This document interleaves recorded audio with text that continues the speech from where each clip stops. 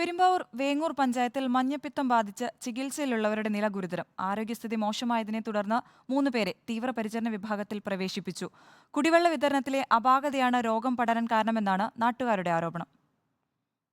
Hepatitis A രോഗലക്ഷണമായിട്ടുള്ള പനി, തലവേദന, ക്ഷീണം, ഛർദി തുടങ്ങിയിട്ടുള്ള രോഗലക്ഷണം കണ്ടാൽ സ്വയം ചികിത്സ. ഒരു മാസക്കാലമായി പെരുമ്പാവൂരിലെ വേങ്ങൂർ പഞ്ചായത്തിൽ മഞ്ഞപ്പിത്തം ആശങ്കപ്പെടുത്തുന്ന രീതിയിൽ പടരുകയാണ്. ഇതിനിടെ മഞ്ഞപ്പിത്തം ഒരാളുടെ ജീവനെടുത്തു. നിരവധി പേർ ഇപ്പോഴും ഗുരുതരാവസ്ഥയിൽ തുടരുന്നു. പക്ഷേ രോഗം നിയന്ത്രണ വിധേയമാക്കാൻ ഇതുവരെ ആരോഗ്യവകുപ്പിന് കഴിഞ്ഞിട്ടില്ല. 17-ാം തീയതി രാത്രി നമ്മൾ അറിഞ്ഞു.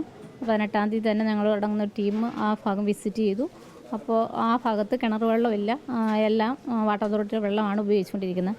അപ്പോൾ അങ്ങനെയാണ് ഞങ്ങൾ ഈ വാട്ടർ അതോറിറ്റിയിലെ വെള്ളം പോയി നോക്കിയതും. അപ്പോൾ നോക്കിക്കഴിഞ്ഞപ്പോൾ ആ ഒരു അവസ്ഥ എന്ന് വെച്ചിട്ടുണ്ടെങ്കിൽ പ്രോപ്പറായിട്ട് കോർഡിനേഷൻ നടന്നിട്ടില്ല.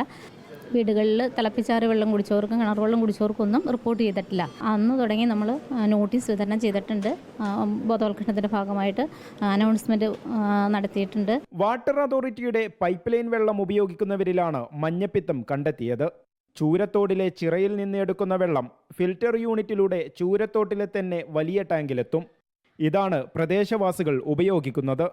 ടാങ്കിൽ കൃത്യമായ രീതിയിൽ ശുചീകരണം ഇല്ലാത്തതാണ് മഞ്ഞപ്പിത്തം പടരാനിടയാക്കിയതെന്ന് Koovappady block panchayat president AT Ajith Kumar. 176 ആളുകൾക്കാണ് ഇതുവരെ രോഗം ബാധിച്ചത്. ഈ പഞ്ചായത്തിൽ മാത്രം രോഗം ബാധിച്ചത്. അതിൽ 38 പേര് ഇപ്പോഴും ചികിത്സയിൽ കഴിയുകയാണ്. അതിൽ 4 പേര് ഗുരുതരമായ, 3 പേര് ICUവിലും ഒരാൾ വെന്റിലേറ്ററിലുമാണ്.